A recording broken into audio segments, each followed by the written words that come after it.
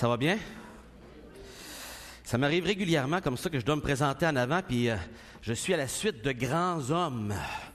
Fait que là, il faut que j'ajuste tout à ma grandeur. Mais c'est correct. J'ai une belle grandeur. C'est la grandeur que Dieu a vue bon pour moi. Amen? Alors, on apprécie ce que Dieu nous donne. Il ne faut pas chialer, ça nous protège. Il y a des raisons, il y a des choses qui nous échappent. Fait que j'ajuste les choses à ma hauteur après que Joseph passe, ou la semaine passée, j'oublie c'était qui était là. Il y avait un autre grand, là, puis que j'ai dû tout ajuster après. Mais c'est correct. On passe derrière de grands hommes. Amen? Mais la grandeur n'est pas juste là. Bon matin à tous, c'est un plaisir d'être avec vous. Je vais demander qu'on puisse ouvrir les lumières aussi, pour que vous puissiez regarder dans vos Bibles.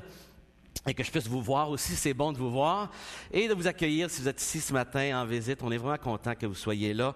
Et on prie le Seigneur que vous soyez dans l'attente ce matin, que Dieu vous parle. Et j'espère que vous êtes venus ce matin avec l'attente que Dieu veut vous parler personnellement. Il ne veut pas que vous reveniez de cet endroit. Cet endroit est important parce que vous y êtes. C'est l'Église maintenant, parce que tout le monde est là de la famille de Dieu. Pas tout le monde, mais tout le monde de la région qui voulait être ensemble pour se réunir. Et là, Dieu est parmi nous et veut vous parler. Et j'espère que vous attendez à Dieu, que vous allez prier le Seigneur ce matin, qu'il parle à votre cœur et qu'il vous encourage.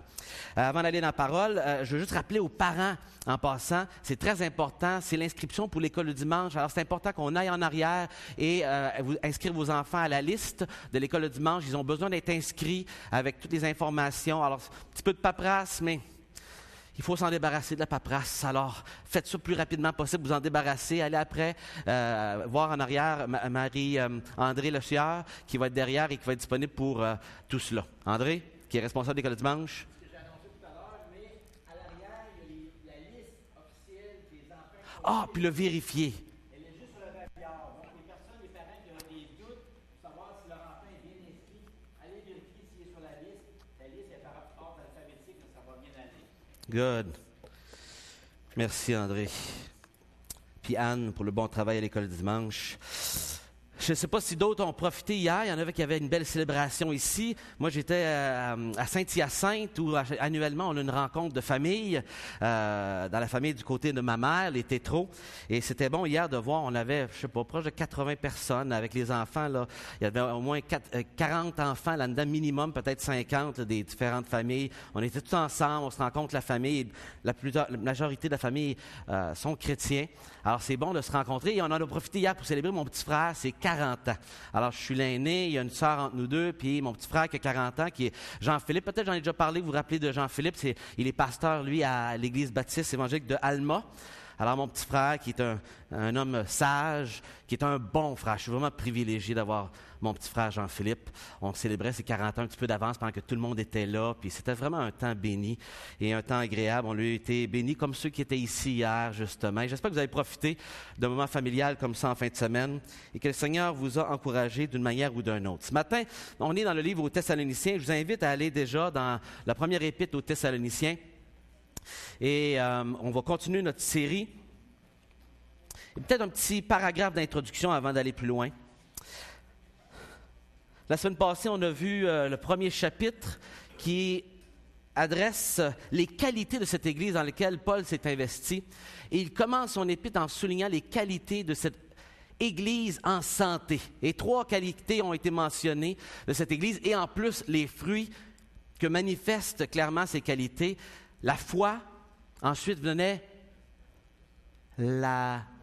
l'amour et ensuite venait l'espérance. 3 belles qualités qu'on a pu regarder cette Église avait et on a pu connaître un peu cette région de Thessalonique, la ville, un peu ce qui s'était passé. On l'a pu regarder dans les actes et se familiariser un peu avec cette Église et terminer vraiment en regardant ces belles qualités que Dieu avait déposées dans cette Église, des qualités qui montrent de la santé et qu'on prie le Seigneur qu'il fasse ces mêmes choses en nous, qu'il produise cette foi, cet amour et cette espérance et que ce ne soit pas juste des choses qu'on a dans notre tête, mais des choses qui se transportent dans des actions concrètes, des agissements, que les gens voient et peuvent témoigner de cela.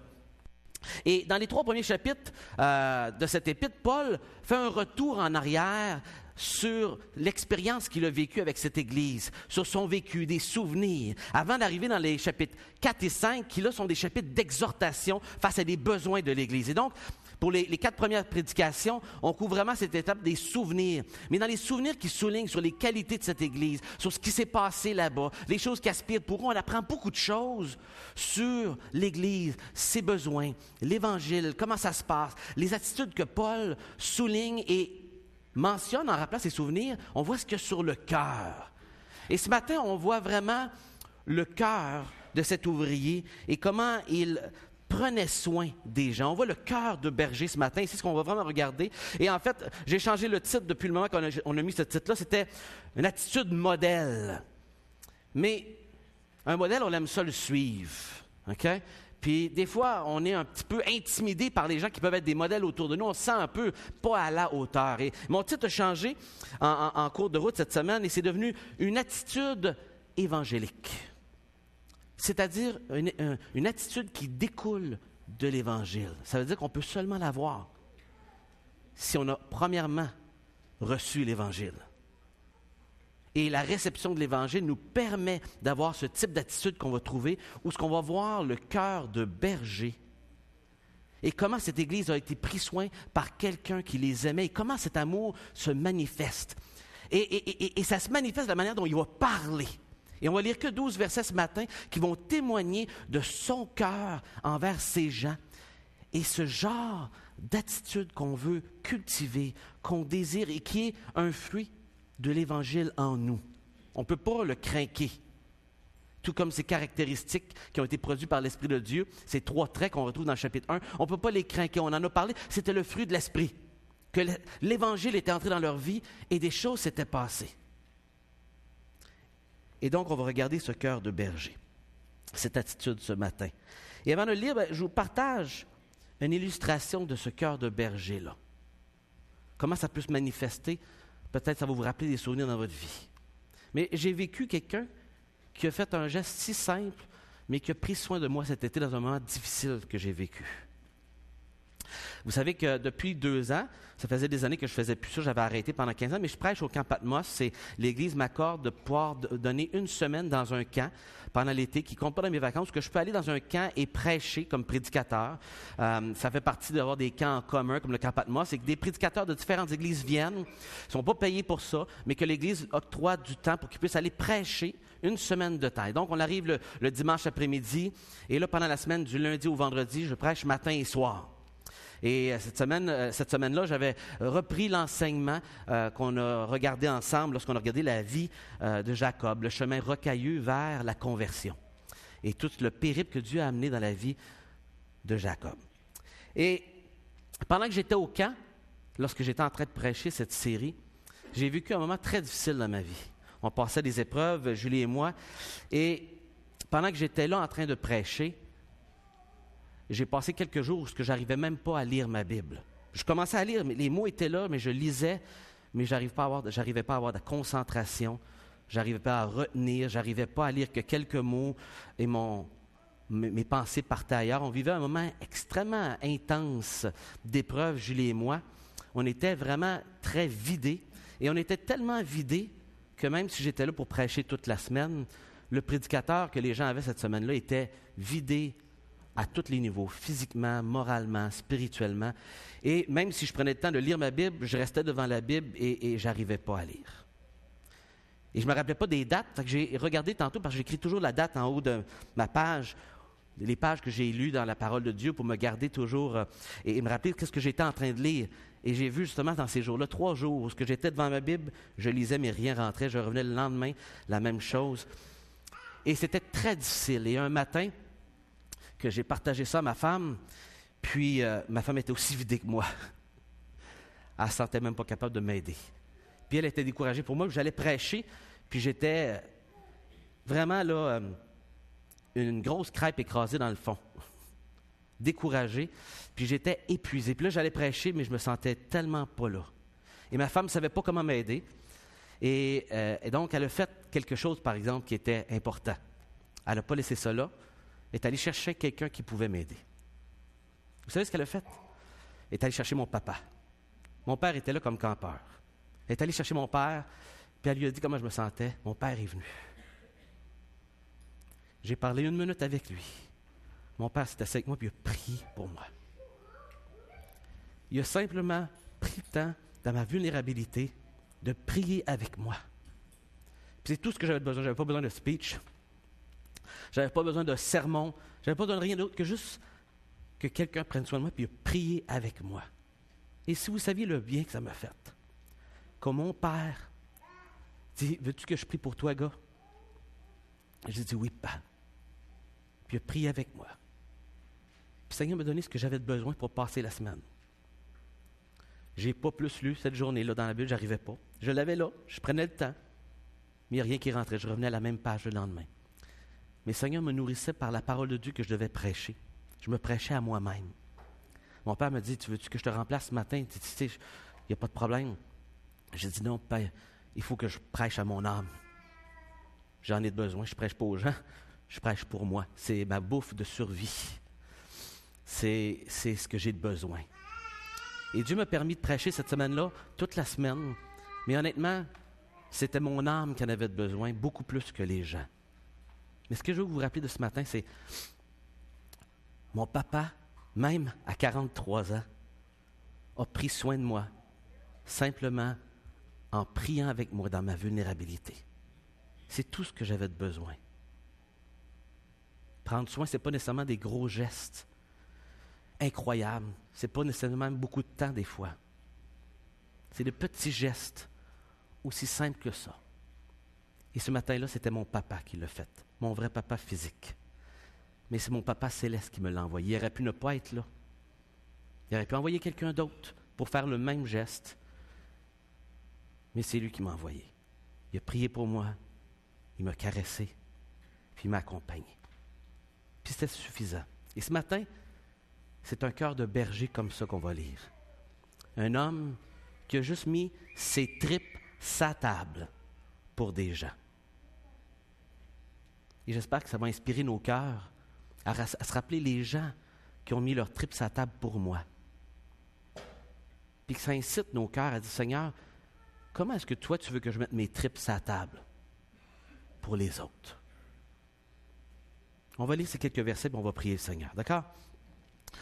On est dans 1 Thessaloniciens chapitre 2 et on va lire les quelques premiers versets. Je vais voir où est-ce que je vais arrêter là. Et je vous lis, vous savez que souvent je prends différentes versions. Là, je ne suis pas attaché à une version comme telle, fait que ça varie tout le temps. Là, mais ce matin, j'utilise la version Tob. Okay? Donc, s'il y a des petits mots différents, c'est juste une question de version, c'est les mêmes vérités. Et on lit ceci. Vous-même le savez bien, frères. Ce n'est pas en vain que vous nous avez accueillis.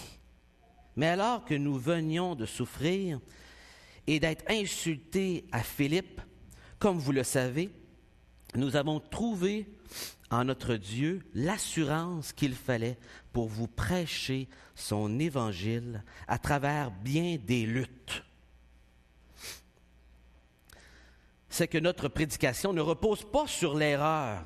Elle ne s'inspire pas de motifs impurs. Elle n'a pas recours à la ruse. Mais Dieu, nous ayant éprouvés pour nous confier l'Évangile, nous prêchons en conséquence. Nous prêchons en conséquence. Nous ne cherchons pas à plaire aux hommes, mais à Dieu qui éprouve nos cœurs. C'est ainsi que jamais nous n'avons eu de paroles flatteuses. Vous le savez, jamais d'arrière-pensée, de profit. Dieu en est témoin. C'est une chose d'avoir des hommes comme témoins. C'est une autre chose d'avoir Dieu comme témoin. Tu ne le trompes pas. Tu ne le trompes pas. Verset 6. « Et jamais nous n'avons recherché d'honneur auprès des hommes, ni chez vous, ni chez d'autres, alors que nous aurions pu nous imposer en qualité d'apôtres du Christ. Au contraire, nous avons été au milieu de vous pleins de douceur, comme une mère réchauffe sur son sein les enfants qu'elle nourrit. » Quelle image! Quelle image! Nous avons pour vous une telle affection que nous étions prêts à vous donner non seulement l'Évangile de Dieu, mais même notre propre vie, tant vous nous étiez devenus chair. Et on va arrêter ici, on va lire les autres versets un peu plus loin. On va prier le Seigneur. Bon Père Céleste, ce matin, on lit une lettre qui a été envoyée, il y a de cela près de 2000 ans maintenant, à une petite église en Grèce, dont le missionnaire n'avait pas pu rester longtemps. Il leur avait parlé d'Évangile et des gens de différents horizons avaient cru en toi, Seigneur, et ils avaient besoin d'encouragement. Et on a ici leur berger, leur premier missionnaire qui leur parle, qui les aime. Seigneur, enseigne-nous ce matin par cette ancienne lettre que tu as vu bon de garder parce que c'est l'apôtre Paul, rempli de l'Esprit de Dieu, qui l'a écrit.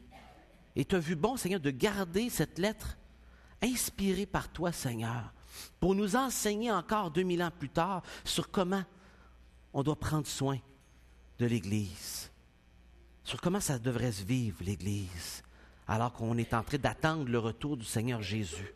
Seigneur, enseigne-nous ce matin, parle à nos cœurs, on a différents besoins ce matin, on arrive de différents horizons, et tu connais nos besoins, on peut s'attendre à toi, Seigneur, parce que tu es un Dieu vivant, tu nous entends te parler présentement, tu es là présentement parmi nous. Tu n'es pas un Dieu mort ou un Dieu lointain, un Dieu pour qu'on peut gagner l'approbation, non, tu es un Dieu proche, disponible, qui aime et impliqué dans sa création. Et tu es ici parmi nous ce matin, et ces paroles viennent de toi. Parle-nous, s'il vous plaît. On te le demande, dans le nom de ton Fils Jésus. Amen.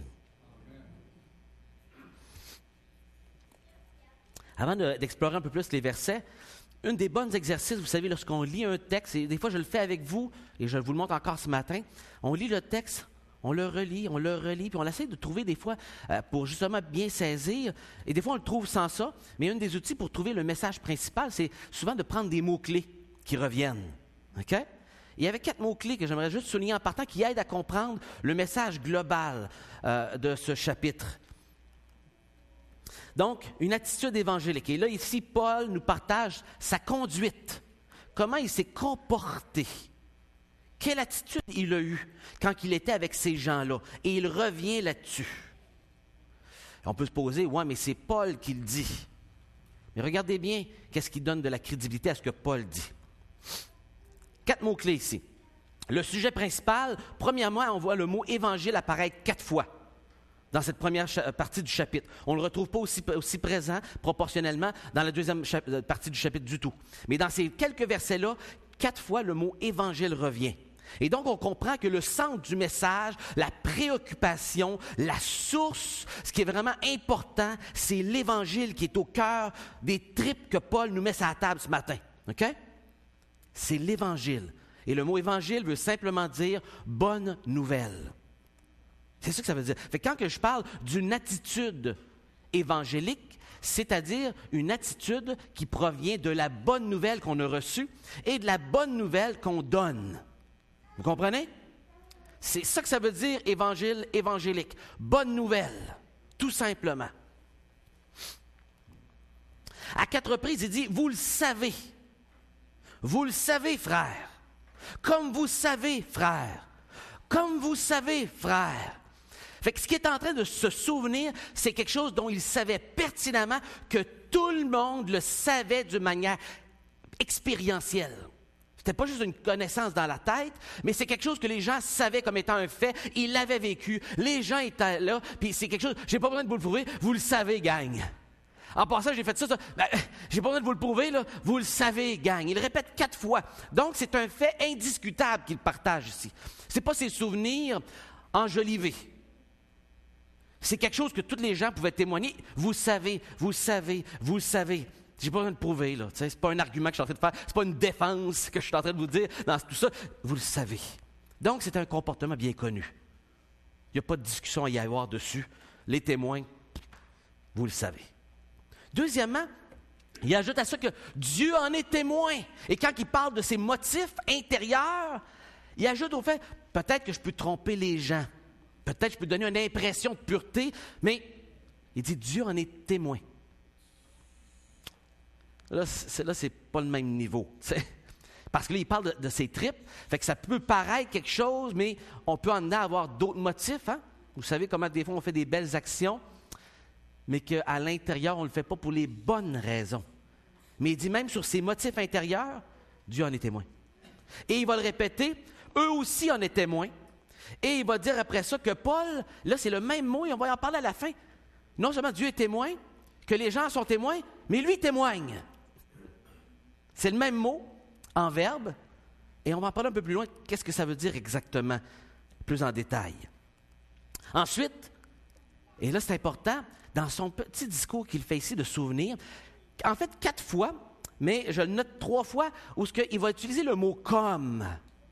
Et en utilisant le mot « comme », il va dire « comme une mère », comme une nourrice, ou « comme quelqu'un à qui on a confié un intendant » au verset 3 ou 4. Il va utiliser « comme » pour avoir des images, pour communiquer l'attitude dans laquelle il a pris soin des gens. Fait que le mot « comme » est super important, il est repris ici pour amener des images au comportement qu'on décrit. On va le décrire, mais après ça, il va y avoir une image par laquelle on peut correspondre avec ce qui est en train de communiquer comme émotion. La manière qu'il a pris soin d'eux, c'est comme si. J'ai pris soin de vous comme ça, mais j'ai fait ça comme ça. J'ai fait ça comme... Et donc, il va nous donner des images pour nous aider à saisir. Si vous comprenez ces 4 clés-là, ça va vous aider à comprendre. Ah, c'est facile à comprendre. Il utilise des images pour tout ce qu'il est en train de décrire. Fait que ça nous aide à pouvoir mettre des émotions, peut-être des souvenirs que nous, on a expérimentés avec ce genre d'images-là pour nous aider à comprendre de quoi il parle. Si vous comprenez ces 4 mots-clés-là, là, on est bien parti. Est-ce que ça va? Je ne vous ai pas perdu, là? Je ne peux pas dire que je suis convaincu de votre réponse. Mais je ne veux pas être trop exigeant, là, mais... C'est pas convaincant. Vous avez compris? Oui, c'est assez clair quand même, il faut le dire, c'est pas clair, là. OK, c'est bon, merci. C'est bon. On continue. 6 attitudes évangéliques. Et j'aurais pu le faire 5, 8, mais c'est ceux-là qui me frappaient le plus. Alors, j'ai regroupé les idées et différents auteurs vont simplement prendre les 3 images pour couper le texte. Là, ici, comme prédicateur, on a un peu un côté arbitraire de comment le présenter, vous comprenez? Mais il y a des attitudes qui sont communiquées ici. Je les ai regroupées avec les 3 images. Donc, 6 attitudes, 3 images pour nous aider à les comprendre. OK? 6 attitudes, 3 images. Rappelez-vous de ça, vous comprenez toute la structure. Vous avez déjà tout compris. Ça va être juste une page pour m'accompagner dans ce que je vais vous partager ce matin. Premièrement, être prêt à agoniser pour prêcher l'Évangile. Et c'est ce qu'on voit dans les premiers 2 versets. Et pourquoi je dis le mot « agoniser » ? J'aurais pu utiliser toutes sortes d'autres mots, mais vous avez le mot « agoniser » dans les versets que vous avez lus. Regardez bien, quand il parle au verset 2 de Philippe, il va se souvenir des souvenirs de là. Je vais vous en parler de ses souvenirs à Philippe. Vous le savez, à Philippe. Rafraîchissez-nous la mémoire, je vais vous parler de ça. Mais il dit, on a mené un grand combat pour l'Évangile. Le mot « combat » ici, c'est le mot grec duquel on a en français le mot « agoniser ». C'est de là qu'il vient le mot « agoniser » en français, du verbe grec qui est là, le mot grec pour « combat ». Et ce qui est en train de dire, on a mené un grand combat pour vous. On a agonisé, mais en fait, pour l'Évangile. Ils ont agonisé pour l'Évangile à Philippe. Philippe, c'était la ville juste avant d'arriver à Thessalonique. Là, je n'ai pas pensé de mettre une map pour vous situer, mais dites-vous que l'endroit avant qu'il arrive à Thessalonique, c'était Philippe. Et si vous voulez savoir ce qui s'est passé à Philippe, c'est pas compliqué. On va dans le livre des Actes, le chapitre 16, et la majorité du chapitre, à partir du verset 11 jusqu'à 40, c'est l'histoire de ce qui s'est passé à Philippe. Ça vous intéresse de savoir ce qui s'est passé à Philippe? Oui. Je vous le résume, OK? Vous pourrez le relire en détail. Mais vous connaissez bien cette histoire-là. C'est entre autres l'histoire du geôlier. Dans le début, il est allé à la synagogue et finalement, il est allé dans un lieu où il y avait des gens. Il a évangélisé. Il y a une femme de Tyr, une marchande, Lydia, qui s'est convertie et d'autres. Et finalement, on dit qu'il y a eu de la persécution et ils ont été chercher Paul et Silas. Ils les ont amenés pour être battus de verges. Ils les ont envoyés en prison parce qu'ils prêchaient l'Évangile. Ils les ont battus, ils les ont envoyés en prison. Puis là, en prison, ils ont commencé à chanter. Puis qu'est-ce qui s'est passé après que ces missionnaires-là qui avaient mangé une volée? Qu'est-ce qui s'est passé après ça? Hein? Kaboum! Kaboum! Il y a eu un séisme Et là, les portes se sont ouvertes, la prison, et là, il y a eu le geôlier qui voulait s'enlever la vie parce qu'il savait qu'il perdait ses prisonniers. En perdant ses prisonniers, il perdait la vie. Tu ne perds pas tes prisonniers, t'es mieux de mourir. Fait qu'elle allait se suicider, et finalement, ils vont y partager les végétales. Il dit, « Hey, non, personne ne s'est sauvé, là, arrête, là! » Il était sur le bord de s'ouvrir les veines, je ne sais pas de quelle manière, puis de se tuer. Puis, tout à coup, il y a des gens qui disent, « Personne ne s'est sauvé de la prison. » Mais, tu sais, ça n'arrive pas souvent, ça. D'habitude, les gens, ils se sauvent. Ils sont bien contents. Puis ils sont bien contents que le geôlier, il s'ouvre les veines. Ils ne reviennent pas normalement. Eux autres sont restés. Miracle. Et là, ils leur partagent l'Évangile. Et finalement, il se convertit, il va chez eux, il les baptise, ils prennent soin des plaies. Mais il dit, vous savez comment j'ai agonisé dans cette ville-là? Vous savez comment j'ai mangé une volée?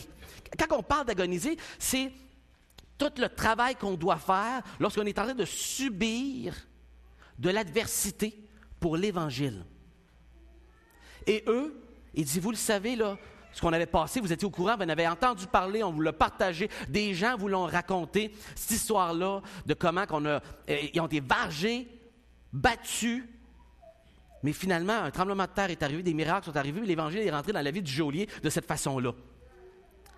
Vous savez qu'on a agonisé. C'est-à-dire qu'on a vécu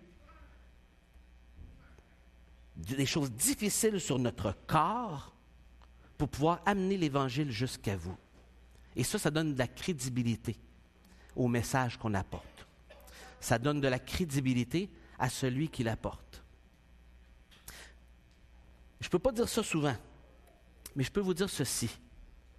Le message que je vous apporte ce matin, je peux déclarer haut et fort que j'ai agonisé cette semaine. J'ai pleuré. Pour amener ce message-là de l'Évangile, là, cette semaine, là, ma femme et moi, ensemble, on a beaucoup souffert. Moralement, spirituellement, physiquement. Cette semaine, on a souffert comme peu de semaines pour vous apporter ce message-là ce matin. Je peux vous dire ceci, je paye le prix ce matin. Et je le sais que c'est spirituel ce que j'ai payé cette semaine, à cause de ce que je vous partage, parce que c'est primordial. Ce n'est pas un homme fort qui se place devant vous ce matin. C'est un homme très faible, accablé, à bien des niveaux. Et ce n'est pas au sujet de moi, c'est au sujet de l'Évangile. C'est l'Évangile vraiment qui est la raison de ce que j'ai souffert cette semaine. Je peux vous dire cela. Et je ne peux pas le dire à chaque semaine, je peux vous dire. Mais cette semaine, c'est le cas. Et ça donne plus de valeur que jamais. Et plus de place à Dieu que jamais dans ce temps-là, pour ce qui est apporté. Parce que ce qui vous vient ce matin ne vient pas d'un homme intelligent, d'un homme astucieux de pouvoir faire un art oratoire d'une manière très intelligente, c'est très simple. Il n'y a rien qui... Non, c'est vraiment Dieu qui vous apporte quelque chose ce matin qui ne vient pas de moi, mais pas du tout de moi. Je peux vous l'assurer. Paul a vécu ça, puis ça donnait de la crédibilité à ce qu'il apportait. Il avait agonisé pour l'Évangile. La première attitude, être prêt à souffrir pour l'Évangile. Premièrement. Et Paul l'avait fait. Deuxièmement, il mentionne les motifs internes pour lesquels il avait été passé au crible. OK? Et regardez bien, il parle du fait que ce message-là, l'exhortation, ce n'était pas des erreurs. Ici, ça veut dire, c'est le mot erreur. Des fois, je vous le dis, mais errer, ça vient du mot planète. Ça ne vient pas de des choses là, qui vous font tourner en rond dans l'espace, puis que ça arrive juste pas, que ça vous éloigne, vous venez tout mêler. C'est ça l'erreur. Non, ça vient pas, ça repose pas sur des erreurs, puis ni sur des choses impures. Et souvent, le mot impur ici est utilisé pour parler d'impureté sexuelle, mais il peut parler de d'autres types d'impureté. Puis ici, c'est vraiment, je crois, l'impureté en général, de des mauvais motifs ou par ruse. Mais on a été éprouvés. Ça veut dire que ce qui nous a été confié ici, on a passé à travers un examen. Il y a des tests. Et le mot qu'on utilisait ici pour décrire ce genre d'examination, c'était le genre de choses qu'on pouvait faire, par exemple, pour passer au crible. Je sais qu'ici, dans notre société, c'est pas très crédible, là, mais c'est de là que vient quand même le mot. Où est-ce qu'on passait au crible, on éprouvait une personne qui voulait en rentrer en office public, une responsabilité publique d'importance. On le passait au crible sur sa crédibilité, sur ses motifs, etc. Un peu comme on est supposé de passer au crible une personne qui veut aller en politique, représenter les gens, être là pour servir. Je comprends qu'il y a bien des mailles du filet qui manquent, puis on a toutes sortes de gens, des fois, pas très crédibles en société qui nous dirigent parfois, et que les motifs ne sont pas très éprouvés, pas très nobles souvent, et qu'il y a toutes sortes de motifs à travers le monde entier. C'est comme ça, c'est l'hommerie. Mais il dit, nous, ce n'est pas des hommes qui nous ont éprouvés, c'est Dieu qui nous a éprouvés. C'est Dieu qui nous a fait passer à travers le test, à savoir s'il allait nous confier l'Évangile.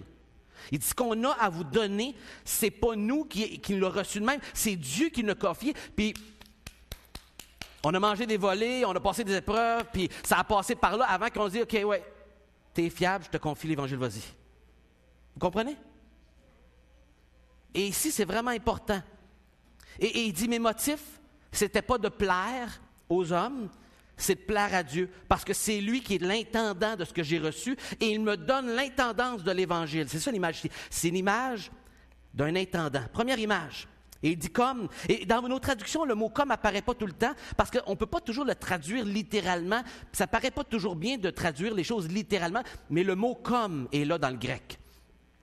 Et c'est sur ça que je me fie pour les images. Et il est en train d'utiliser une image, et on le voit par l'usage de ce mot-là, même si ce n'est pas aussi clair que dans les deux autres fois, vous allez voir le mot « comme ». Et ici, c'est vraiment une image d'intendance, de quelqu'un qui est mis à l'épreuve, puis on lui confie quelque chose, et qui a passé le test, puis il est devenu quelqu'un qui dit « OK, lui est fiable, j'y confie l'Évangile ». Et il dit « Nous autres, on vous a amené l'Évangile, puis on a pris soin de vous comme des intendants qui ont été mis à l'épreuve par Dieu, qui ont été passés au bat, au crible, et finalement, Dieu nous a permis de l'apporter. Quatre petites phrases ici pour résumer le test. Il dit, premièrement, vous savez qu'on a été mis à l'épreuve, donc c'est mis à l'examen pour savoir si on est authentique, si ce qu'on fait est vrai. Et ça a comme résultat, évidemment, d'avoir été prouvé. Deuxièmement, le résultat est que Dieu lui confia l'Évangile, en le rendant étendant l'Évangile. Troisièmement, il est donc redevable à Dieu. Dieu était la personne qu'il tente de plaire. Donc, pas les hommes, parce que c'est de Dieu qui reçoit l'intendance, c'est à Dieu qui est redevable. Et rappelez-vous de tout ça, le fait de porter l'Évangile aux gens, c'est pas l'Église qui gère ça, dans le sens que ce n'est pas un contrôle sur vous que l'Église a. Elle ne vous rend pas redevable de porter l'Évangile. C'est à Dieu qu'on répond de l'Évangile. Je peux vous donner la nuance que je veux faire ici. L'Église n'est pas là pour dire toi, tu n'apportes pas bien l'Évangile, tu vas arrêter ça. Là. Non, c'est comme ça que tu le fais. Non, tu as dit telle affaire, puis ça, c'est déplacé quand tu apportes l'Évangile. Puis, non, tu ne devrais pas le faire dans tel endroit. Puis, l'Église n'est pas là pour vous dire où évangéliser, comment évangéliser, puis tout ça. On est là pour encourager, aider. Parce que l'intendance, c'est à Dieu qu'on rend des comptes pour l'Évangile. C'est Dieu qui nous confie l'Évangile. C'est Dieu qui nous éprouve. Et c'est à lui qu'on rend des comptes. Puis il dit, nous autres, on est une personne à qui Dieu l'a confié, puis on est été passé au crible, puis c'est à lui. Et donc, la quatrième chose, c'est qu'il dit, c'est lui qui éprouve les cœurs. Regardez bien cette vérité-là au verset 4, à la toute fin. Dieu, on veut plaire à Dieu qui éprouve nos cœurs. Encore une fois ici, l'examen n'est pas celui des humains.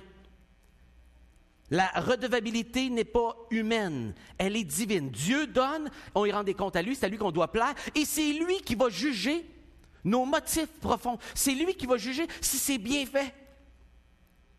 Il n'y aura pas un paquet de monde qui va vous attendre au ciel lorsque vous êtes un chrétien. Vous arrivez devant Dieu, puis il va dire, telle personne arrive, Joseph, il arrive, puis là, OK, Sheila, qu'est-ce que tu penses de ce que fait? Puis telle autre personne arrive, est-ce que Joseph a bien fait ça, l'évangélisation? Puis non, c'est pas les autres qui vont... C'est à Dieu qui va rendre des comptes. Et Dieu seul. Pourquoi? Parce que c'est lui qui est capable d'éprouver, d'examiner le cœur humain et ses motifs. Tu peux tromper les gens, mais Dieu va t'examiner. Et Dieu seul peut examiner réellement les motifs de nos cœurs. On peut agir purement et être mal jugé. On peut agir impurement et être jugé comme si c'était bien. On peut tromper les gens. Mais tu ne tromperas jamais Dieu. Et rappelle-toi, si tu passes ta vie à vouloir plaire aux hommes, ce n'est pas les hommes qui vont te juger, l'être humain. C'est à Dieu qu'on va rendre des comptes. À Dieu seul. Parce que seul Dieu, comme Créateur, est capable de juger parfaitement l'être humain. Et donc, il dit, c'est à Dieu qu'on veut plaire. On ne vous a pas dit des belles choses gentilles, puis il parle des flatteries, justement. Parce qu'une flatterie, c'est quelque chose qu'on dit à quelqu'un, mais qui est trompeur parce qu'on espère que cette flatterie-là va nous donner et nous procurer des choses pour notre propre intérêt, et égoïstement de la part de quelqu'un. Ce n'est pas une belle parole pure, c'est une belle parole pour aller avoir du contrôle dans ta vie et obtenir quelque chose de ta part, pour moi. C'est ça une flatterie. Puis il dit, vous savez, nous autres, on ne vous a pas servi avec des flatteries, on n'avait pas ces motifs-là, il n'y avait pas l'argent non plus dans tout ça qui était là, il parle de cupidité au verset 5 et 6. Il dit, vous le savez, comme vous le savez tout ça, les motifs, ce n'était pas pour ça, et il va le prouver un petit peu plus loin, par le fait qu'il n'a pas pris ses droits. Et entre autres, l'argent. Puis des fois, l'argent, hein, ce qu'on ne ferait pas pour l'argent. Hein? Il y a des petites choses, des fois, qu'on fait un petit peu ça à la ligne. Personne ne sait. C'était pas par exprès. Ça ne fait pas. Telle affaire, telle personne qui est capable de me donner de l'argent ou pourrait payer quelque chose. Puis là, on est gentil avec une petite idée en arrière de la tête. Peut-être que je peux avoir quelque chose de lui ou de elle. Au travail, dans nos relations, dans la famille. Les foutus héritages. Je déteste les héritages. Et si vous en avez eu un, vous savez probablement de quoi je parle. Parce que souvent, les héritages viennent avec un prix qui est douloureux, n'est-ce pas? Chicane. Les cœurs sortent de toutes sortes de manières. Un purgatoire, si on peut utiliser le purgatoire quelque part. Hein? Un purgatoire tout le temps que ça dure. Parce que là, nos motifs et notre lien avec l'argent se dégagent. Et les héritages sont souvent un sujet de malédiction, je dirais, pour la majorité des gens. Il vous coûte cher, souvent, votre héritage. Et pensez bien comme il faut comment vous allez le donner pour éviter à ceux qui héritent de ne pas les hériter plutôt que de leur donner un héritage, si je peux me permettre un jeu de mots. L'argent. Je dois dire là-dessus que j'ai un père qui m'a donné un bon exemple. J'ai été béni d'un père qui s'est démontré à cet égard-là détaché à ce niveau-là. Puis je remercie le Seigneur. Je remercie le Seigneur. Ça n'aurait pas été mon inclinaison naturelle. Mon père, vous savez, est pasteur depuis 35 ans. Mais mon père de carrière a été, avant ça, pendant près de 10 ans, une dizaine d'années, oui, il était infirmier et coordonnateur, administrateur dans le Nord, à Chibougamau, à Chapais. Il était là à l'époque, ceux qui ont vu, les boomers vont s'en rappeler, du feu de Chapais en 80. Nous, on vivait à Chapais. Mon père a reçu les gens à l'hôpital, 50 morts, 100 blessés. C'est quelque chose de traumatisant. Mon père ne peut pas en parler sans pleurer et se rappeler les senteurs et toutes ces choses-là. Des fois, il a revu des patients plus tard, des accidents de moto, des gens qui avaient encore des traces brûlées à 20 35 On avait même eu des chrétiens de l'Église qui s'étaient convertis. Il y a des gens qui sont joints à l'Église après, qui sont des gens qui avaient vécu le feu de Chapais. Et mon père est administrateur et gestionnaire de CLC, coordonnateur d'hôpital à Chibougamau aussi. Et lorsque notre pasteur est parti, John Francis, en 1983, pour devenir missionnaire, mon père a accepté l'appel au ministère. Et ça lui a coûté. Mais mon père ne regardait pas le coût. Jusqu'à il y a 7 ans, mon père a 66 ans, il prend sa retraite cette année. En fait, ça veut juste dire qu'il va passer à une autre vitesse, là. Mais il fait un arrêt pour un certain temps, le temps de trouver la vitesse qu'il va prendre. Mais il a tout abandonné, forme de pension. Et là, dans ce système-là, il aurait pris sa retraite à 55 ans, puis il aurait une super retraite écœurante. Comme administrateur dans le Nord, comme ça, là, il aurait une super retraite, puis ça fait 11 ans qu'il sera en retraite, en train de se payer des voyages, puis d'aller dans le Sud, puis etc. Mais ce n'était pas ce qu'il... Il a abandonné tout ça. C'était un jeune chrétien que je suis né. Mon père connaissait le Seigneur depuis juste 3 ou 4 ans au moment que je suis né. Et mon père a dû cheminer en ayant beaucoup de blessures d'enfance, comme beaucoup d'entre vous, d'un père avec qui il n'y avait pas de relation. Il a dû apprendre de mon grand-père, de celui qui est devenu un peu son père adoptif et qu'aujourd'hui il prend soin, Gabriel Côte-Noire, qui était le père de ma mère et qui a pris soin d'elle, en tout cas, comme sa fille. Et il a cheminé, mais il a tout abandonné. À ce moment-là, il y a 35 ans, il faisait 50 000 $ par année. Ça allait bien, la vie. Il a tout abandonné ça. Et à l'église de Chibougamau, à ces époques-là, l'église était toute petite, je ne sais même pas s'il y avait 15 000 $ par année que l'église lui donnait. Il a tout abandonné pendant 7 ans. De mon âge de 8 ans jusqu'à 15 ans, mon père a étudié pour faire son bac. Il partait de Chibougamau. Il allait à Montréal en avion. Puis il devait étudier comme ça, faire son bac avec des adolescents qui grandissaient. Et j'ai vu mon père se sacrifier et abandonner toute forme de sécurité financière. Mais il était avec ma mère, tous deux, de sages gestionnaires. Et ils ont vraiment abandonné la sécurité pour l'Évangile. Et être pasteur dans cette ville-là, Dieu l'a appelé. Puis c'était pas évident. Plus isolé dans le Nord. Et il a vraiment abandonné ça. Et vous savez, Dieu a pris soin de lui. Il n'a jamais placé sur sa pension, excepté les 7 dernières années. Dieu a permis que les 7 dernières années, Dieu lui donne un bon salaire, alors qu'il avait eu au maximum, jusqu'à il y a 7-8 ans, 30 000, 32 000 $ par année. Là, il gagnait beaucoup là, pour les autres années où il avait passé des années. Et il a sacrifié, puis lui, il ne s'inquiétait pas de tout ça. Dieu a donné moi, je paye ma maison, je suis responsable des sous-donnes, puis Dieu s'en occupera. Il ne regardait pas, puis il a toujours parlé comme ça. Puis moi, ça m'a instruit à ne pas avoir d'inquiétude sur l'avenir, au niveau de la pension, puis toutes ces choses-là. Et pour moi, il a été un bon modèle. Il a abandonné pour l'Évangile et il a mis de côté ses droits à l'argent, à la sécurité financière. Ah, il n'est pas parfait, mon père. Mais à ce niveau-là, il était un bel exemple. Et jamais mon père, je peux te dire ça, est en conflit avec l'argent dans l'Église au niveau d'avoir quelque chose. Jamais il a prêché pour ça. Je le sais, parce que je l'ai vécu dans sa maison. Mais Dieu a pris soin de lui de d'autres façons. Je vous en mentionnerai un exemple tantôt. Mais pour vous dire, c'est important. Et Paul faisait rien avec ses motifs. À cause de l'Évangile, de ce que ça lui a fait comme bien, que l'Esprit de Dieu est en lui, il pouvait prendre soin des gens, détaché de l'aspect de l'argent, puis que je fais ça, puis peut-être que je vais pouvoir tirer ça, etc. Non, et il va le prouver dans le prochain point. Je ne m'étirerai pas plus loin sur ce point-là. Il s'est rendu vulnérable pour apporter l'Évangile. Et regardez ce qu'il dit au verset 7 et 8. Il dit ceci, alors que nous aurions pu nous imposer en qualité d'apôtre, il dit, on avait une autorité reconnue, on avait le droit à exiger que vous nous fassiez vivre parce qu'on était apôtres, qu'on fait que ça, on vous sert, on prend soin de vous, on se dévoue comme ça. On a été reconnus par Jérusalem comme étant cet appel très particulier et unique sur ma vie comme apôtre, une autorité qui vient de Dieu. J'ai vu Jésus lui-même. Les apôtres ont reconnu mon appel pour les gens qui ne sont pas juifs. Je parcours le monde avec cette autorité et ma renommée est connue. Et on dit qu'il dérangeait le monde à ce moment-là. Tellement que Paul dérangeait avec les ouvriers qui l'accompagnaient. Et il dit, j'ai rien exigé. Je me suis rendu vulnérable, je me suis oublié, puis carrosse que j'ai travaillé fort.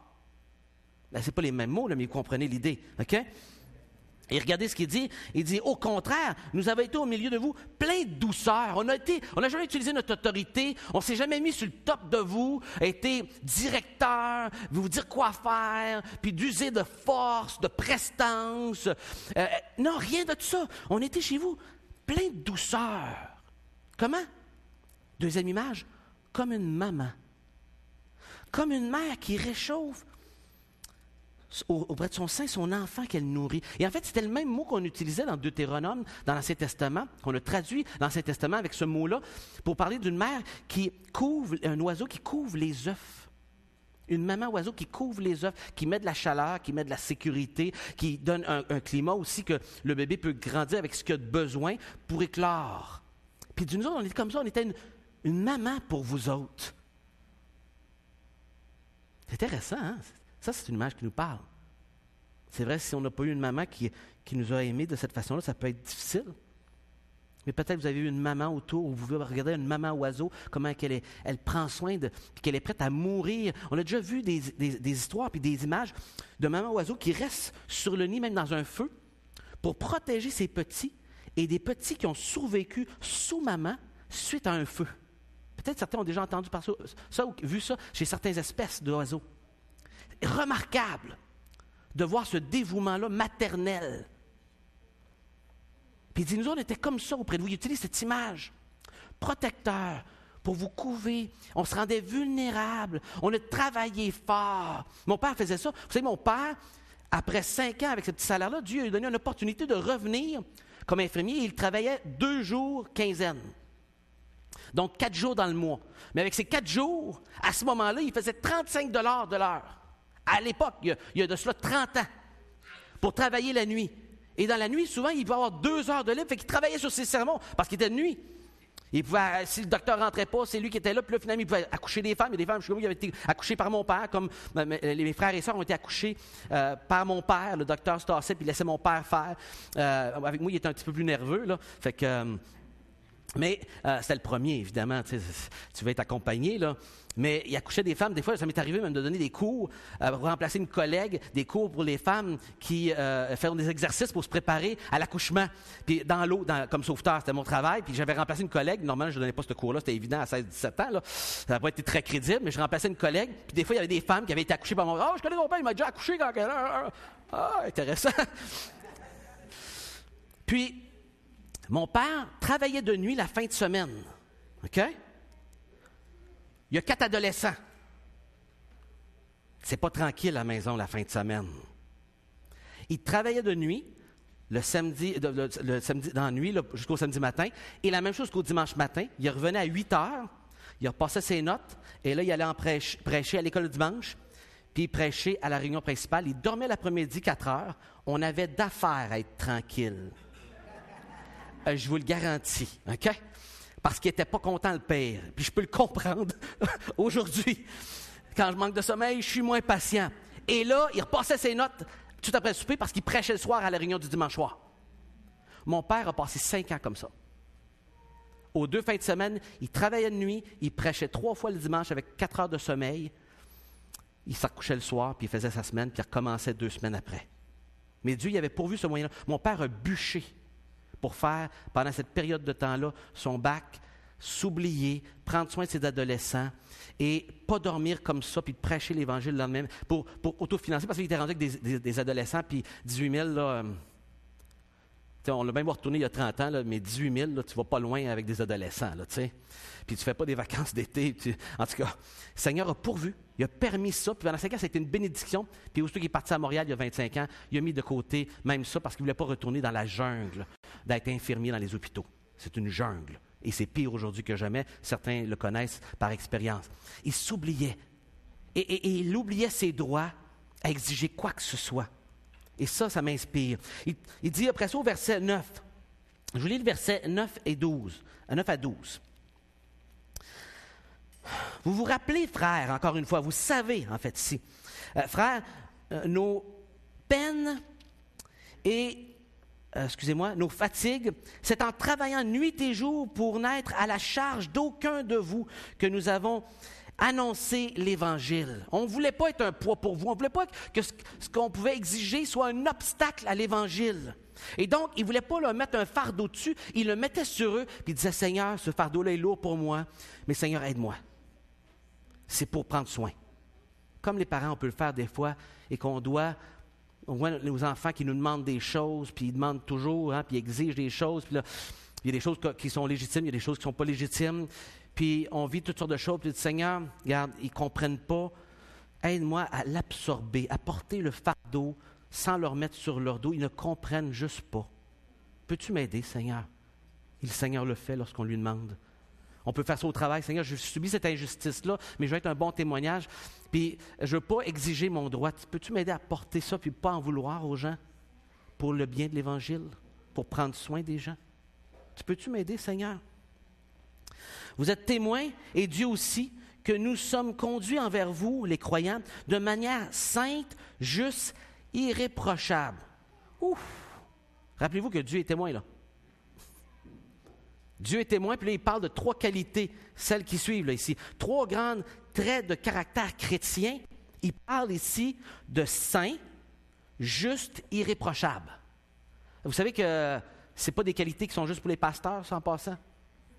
C'est pour tous les chrétiens, là. Et les traits pour un pasteur, là, qui sont dans Timothée, dans Tite, ce n'est pas quelque chose que Dieu s'attend seulement pour les pasteurs, pour qu'ils aient le rôle, puis qu'ils accomplissent pas parfaitement, évidemment, du tout, pas en tout. Zéro une barre, c'est par pure grâce, mais c'est ce qu'il disait pour tous les enfants de Dieu. Et c'est des traits ici qui étaient chez lui, qui dit Dieu est témoin, et il pouvait dire qu'il s'agit avec sainteté, avec justice, puis irréprochable.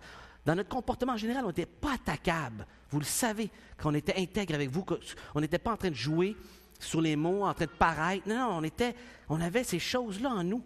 Et il continue en disant, « Et vous le savez, traitant chacun comme un père ses enfants. » Et je reviens dans un instant là-dessus, mais je veux vous lire à ce point-ci un témoignage.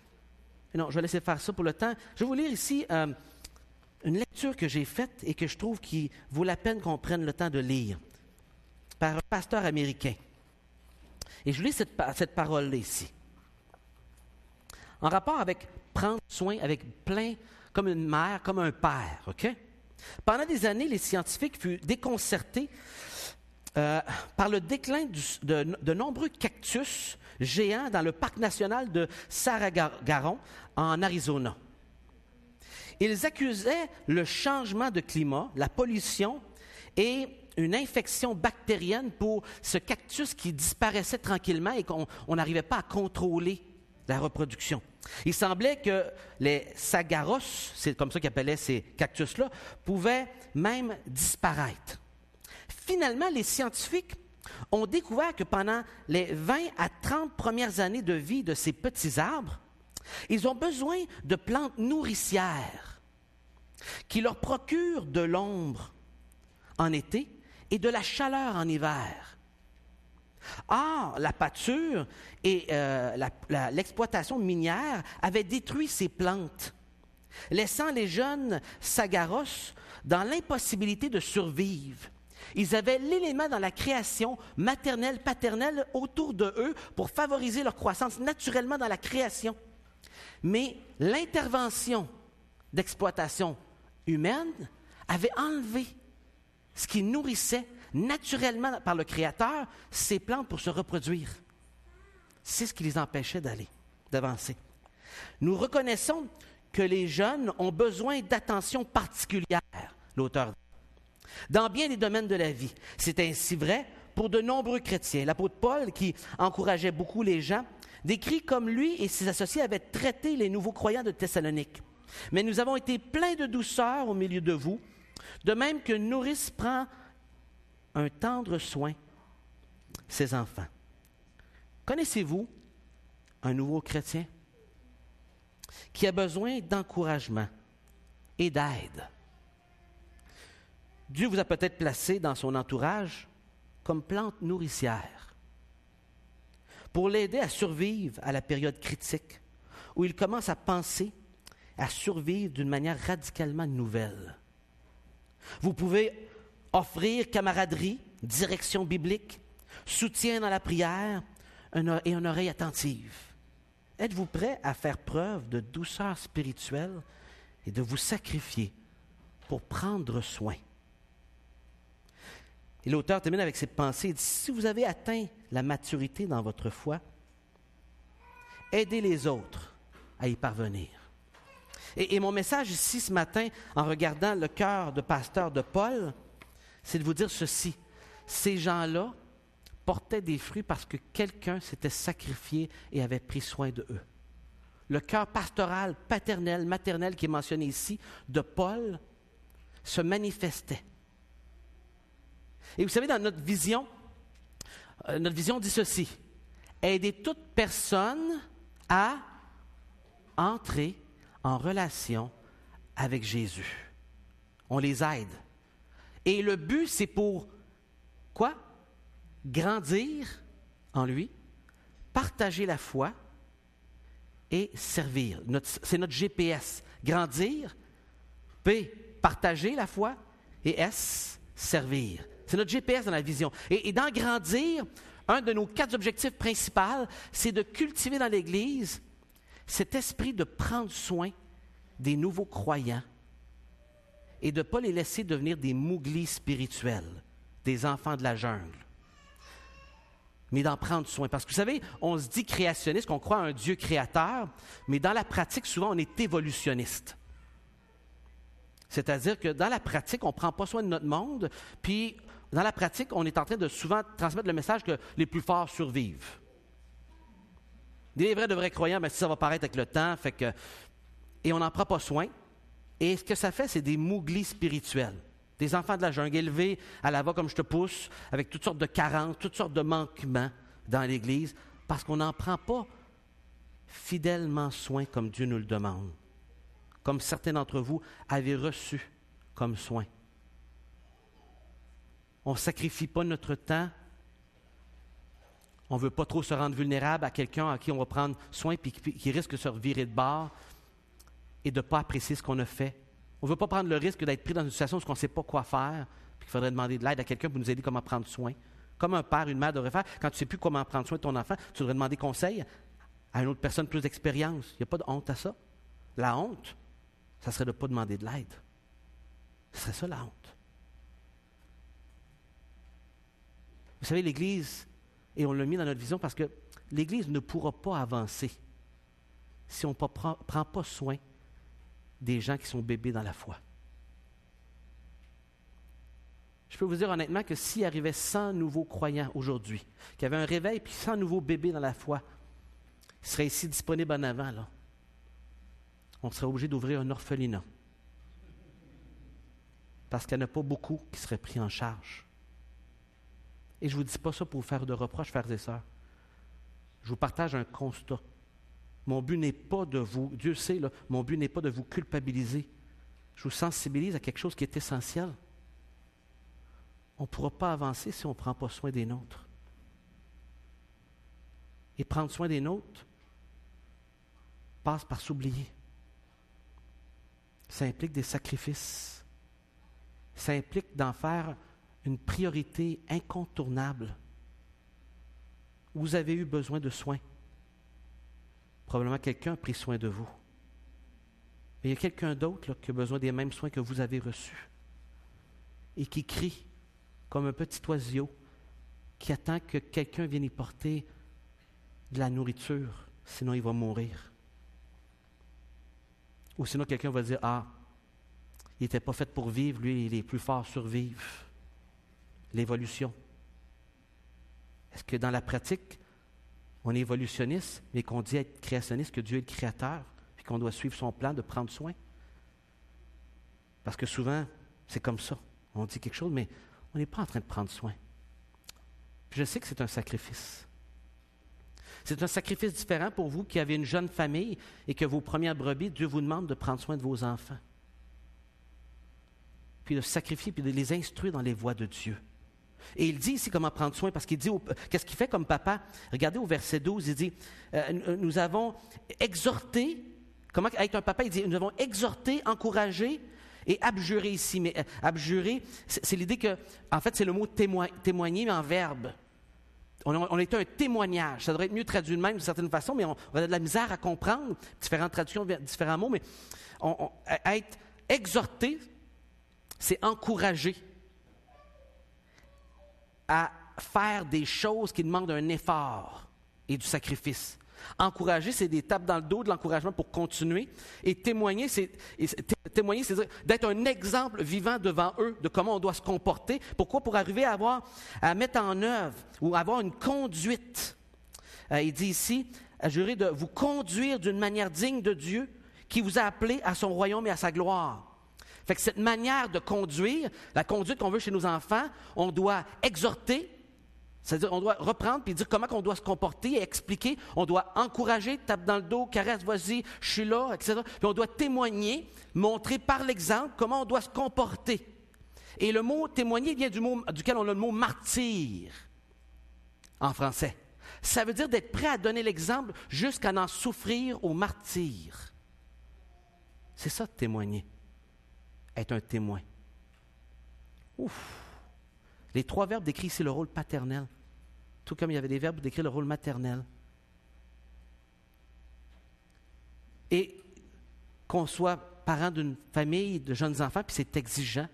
C'est très exigeant, c'est vrai. Puis c'est nos premiers disciples. On a néanmoins des choses qu'on peut faire. Une maman qui est à la maison pourrait commencer à prendre soin d'une autre maman qui est à la maison, parce qu'on a même une disponibilité, ils pourraient se rencontrer puis prendre soin l'un de l'autre. Voyez? On peut trouver du temps pour ce qui est une priorité, on trouve du temps pour d'autres choses. Peut-être vous êtes un boomer, vous avez commencé la retraite. Mais soyons honnêtes, souvent, on commence à se replier sur soi-même, puis dans notre retraite, beaucoup de gens n'ont pas de projet, puis ils s'occupent d'eux-mêmes, de vivre une vie agréable. J'ai travaillé longtemps, je le mérite. Puis là, le repos terrestre devient tellement important qu'on oublie que notre vrai repos, il est céleste, les amis. On n'est pas appelé à vivre le bonheur et la facilité à tout ce qu'on veut sur terre. Notre vrai repos est céleste. C'est pour ça que je dis, ici, c'est la série, c'est dans la perspective que le Seigneur revient bientôt. Est-ce que je suis prêt ou est-ce que je vais être déjà en train de me reposer avant le repos céleste? Et que je suis sur terre, mon vrai repos va être dans le ciel. Dieu m'accorde du repos sur terre, oui, mais si je cherche juste le vrai repos ultime, c'est pas ici que je vais l'avoir et je vais gaspiller mon temps. Vous savez, dans nos 5 pasteurs ici à l'Église, 3 sont des retraités qui ont décidé de prendre leur temps dans leur retraite pour le consacrer au service. Un de nos pasteurs implanteurs, ça Rive-Sud, qui a servi pendant 11 ans. En fait, lui, il sert depuis 14 ans, Yvon Grimard, depuis sa retraite, à ses 51 ans.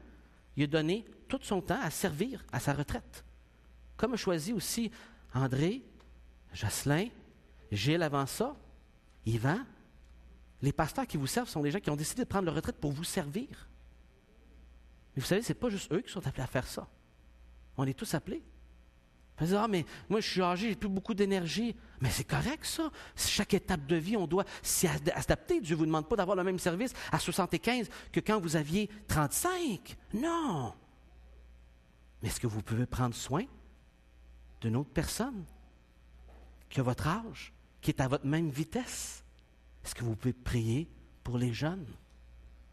Est-ce que vous pouvez prendre peut-être quelqu'un d'autre qui a accepté le Seigneur, qui est proche de votre âge, qui est aussi à la même vitesse, que vous pourrez avancer ensemble à la même vitesse, puis en prendre soin? Vous savez, on a toutes sortes d'excuses pour ne pas prendre soin, comme Paul nous parle ici, mais si on ne prend pas soin les uns les autres, puis qu'on ne se sacrifie pas, puis qu'on n'est pas prêt que ça va nous coûter quelque chose, que je vais devoir mettre de côté quelque chose, que je risque d'être déçu du temps que j'ai investi dans la personne, parce qu'il y a bien des gens à qui j'ai passé du temps, puis les fruits ne sont pas sortis. Tout comme il y a des parents qui ont investi dans la vie de leurs enfants, puis n'ont pas tourné comme ils pensaient. Est-ce qu'on va arrêter d'être parents pour ça? Ou est-ce qu'on va accepter la souffrance qui est là, puis dire, Seigneur, aide-moi à ne pas regarder aux fruits, le fruit t'appartient. Est-ce que moi, je vais être trouvé fidèle à aimer, à prendre soin de mon enfant, même s'il ne tourne pas comme moi je veux? Je vous parle de mon cœur ce matin, puis de ce qui est sûr. On ne pourra pas avancer, frères et sœurs, si on ne saisit pas que la croissance de l'Église passe par le fait de prendre soin des nôtres. Et que ça passe par du sacrifice. Et que vous n'avez pas besoin d'être pasteur, d'avoir plein de qualifications, plein de cours pour faire ça. Tout le monde est appelé à prendre soin de quelqu'un d'autre selon ce qu'il a reçu de Dieu. Dieu ne vous demande pas de donner quelque chose que vous n'avez pas, juste qu'est-ce que vous avez reçu. Vous avez reçu 2 ans d'aide parce que vous êtes 2 ans à la fois. Est-ce que vous avez appris? Est-ce que vous pouvez apprendre à quelqu'un qui vient d'arriver avec les 2 ans que vous avez d'avance? Ben oui. Des fois, l'enfant de 2 ans peut amener le biberon. Je me rappelle, quand Mathias est arrivé chez nous, Anna avait 2 ans et 3-4 mois. Puis on installé, parce qu'elle n'était pas aussi autonome, elle avait un oreiller pour tenir le petit, puis elle lui donnait le biberon aussi. Et qu'elle était fière. Est-ce que ça nuit son développement? Est-ce que c'était trop lourd pour elle? Non. On lui a donné adapté à son besoin de 2 ans. Mais la petite de 2 ans nourrissait un enfant qui avait 3 mois. Et ça lui donnait de la joie dans sa croissance. Elle était fière, elle était heureuse. Ça l'aidait à grandir, de prendre une responsabilité, parce qu'on responsabilise nos enfants pour les aider à grandir. Mais où sont les bébés de 4 ans, de 10 ans, de 19 ans à la fois pour prendre soin des bébés?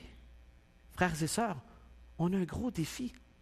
Et ne vous laissez pas accabler de ce que je vous dis, parce que moi, je ne veux pas vous accabler. Je vous parle de mon cœur. Comme pasteur, puis c'est la vision qu'on a comme Église, on ne pourra pas. C'est une de nos 4 priorités pour grandir. Si on ne fait pas ça, nous ne pourrons pas avancer. Où sont ceux qui vont prendre soin de ces nouveaux convertis? On ne va pas les demander à Dieu si on n'en prendra pas soin. Et ça va demander du sacrifice, des péchés à tasser, des priorités qui ne sont pas des priorités. Des choix sacrificiels, ça va vous coûter de l'argent. Peut-être que vous n'allez pas bien dormir une nuit parce que votre disciple que vous prenez soin fait des mauvais choix. C'est ça, être parent. Ça coûte quelque chose. Il faut agoniser. Il faut être prêt à payer le prix. Il faut porter un fardeau. Mais Dieu ne vous fera pas porter un fardeau qui ne vous accorde pas la capacité. Mais qui va faire un pas par la foi? Pour le Seigneur, je te demande pardon, je vais confesser. Si vous avez de la culpabilité et que vous ne confessez pas, vous avez manqué le bateau. Là. Jésus ne vous appelle pas à la culpabilité ici. Il vous appelle à voir s'il y a un problème, de demander pardon, de le confesser, de vous repentir. Et de Seigneur, j'ai osé te poser la question suivante, Seigneur. Qu'est-ce que tu voudrais que je fasse? Tantôt, il y a eu un besoin très simple. Hein? Il n'y a pas de pouponnière. À l'intérieur, j'étais comme, j'avais compassion des parents qui doivent prendre un petit, qui c'est difficile d'écouter, puis qui sont comme, pas le matin. Que j'étais content de voir une sœur. Moi, je suis accrédité, je suis le responsable. Je peux le faire. C'est sacrifié pour que des papas et mamans qui ont un petit poupon qui bougent tout le temps, puis ça va empêcher d'écouter, puis ça va être distrayant, puis ça va devenir lourd d'être là dimanche matin. C'est sacrifié pour que vous puissiez entendre ça ce matin. Chacun a un sacrifice selon ce que Dieu te demande, qui n'est pas pareil à l'autre. Tu ne peux pas te comparer aux autres. Ici, on ne se compare à personne. On veut juste répondre à ce que Dieu te demande. Seigneur, qu'est-ce que tu veux que je fasse moi? Qu'est-ce que moi je peux faire pour prendre soin de quelqu'un? As-tu quelqu'un que tu veux me montrer? Je ne veux pas courir d'un pas puis l'autre. Non, ça commence assis, ça commence à genoux. À prier puis demander à Dieu. Allez pas faire une action, là. Prions. Et j'ai invité, je vais arrêter ici, puis je vais vous inviter à vous lever avec moi. Je vais inviter l'équipe de louange à s'approcher. Et je vais vous inviter ce matin à répondre à Dieu tout simplement, de manière très simple. Vous savez, écoutez-moi bien, là. Vous pouvez vous lever sans parler, s'il vous plaît. Juste écoutez, donnez-moi 2-3 minutes. Levons-nous tous ensemble. Ce matin, certainement que le Seigneur, il y en a à qui Dieu veut parler d'une manière personnelle et puissante, et que Dieu vous invite à une action. Et vous savez, le pire que vous pourriez faire ce matin, écoutez bien ceci, c'est ce que Jacques dit d'être un auditeur oublieux. C'est-à-dire que Dieu vous dit quelque chose, là, vous dites, oui, c'est bien, oui, mais que vous virez de bord et vous ne faites rien. Si Dieu vous parle, puis vous ne faites rien avec ce que Dieu vous dit, qu'est-ce que ça donne que Dieu vous parle? C'est de la désobéissance. Il ne faut pas continuer une autre journée en désobéissant quand Dieu te parle. Et je ne sais pas ce que Dieu te dit ce matin. Peut-être ça n'a aucun rapport avec ce que je te dis, ce que Dieu veut dire. Hein? Dieu peut te parler comme il veut. Mais si Dieu te parle ce matin, mon frère, ma sœur, ne remets pas à demain ce qu'il te demande aujourd'hui. Viens confesser ton péché. Viens abandonner la chose qu'il veut que tu abandonnes. Viens prendre une décision, dire, Seigneur, je vais faire la prière dangereuse ce matin, dire, qu'est-ce que tu veux que je fasse? Je vais commencer à genoux, Seigneur. Je ne vais pas commencer à marcher, non. Je vais commencer à genoux. C'est là que ça commence, l'Évangile, à genoux. À demander pardon à Dieu. Peut-être c'est dans ton couple ce matin. Peut-être c'est au travail. Peut-être c'est ton enfant que Dieu veut que tu abandonnes, puis que tu arrêtes de courir après, puis de... C'est dur.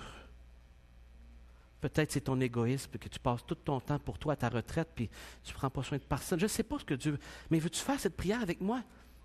Seigneur, qu'est-ce que tu veux de moi ce matin? Et si c'est le cas, pendant qu'on chante en terminant, faites un geste de foi. Reste pas à ta place. Lève-toi. Viens en avant. Personne ne va savoir ce que tu as décidé. Il est tellement large à matin, là, personne ne va penser quoi que ce soit. Puis s'il pense, on s'en fout. Vous comprenez? Parce qu'à qui qu'on doit plaire? Qu'on va répondre? À Dieu qui examine nos cœurs. C'est à lui seul qu'on va répondre. On n'a pas à plaire aux autres. Qu'est-ce que Dieu veut de toi ce matin? Quel pas de foi te demande-t-il? Quelle prière veux-tu que tu prends ce matin et tu dis, c'est un nouveau jour, je vais répondre, Seigneur, ce matin. Qui veut prendre un pas ce matin et dire, je m'approche, j'aimerais que tu pries pour moi, Joël, tout simplement, pas parce que je suis meilleur que vous, j'ai la même prière que vous, parce que Dieu me le demande tout simplement, de prier pour vous. Et je veux le faire par la foi, prier pour vous, vous bénir et demander l'aide de Dieu. Et pendant qu'on chante, approchez-vous si ce matin Dieu vous parle puis vous demande de faire un geste d'obéissance. Faites-le, ne tardez pas. Immédiatement.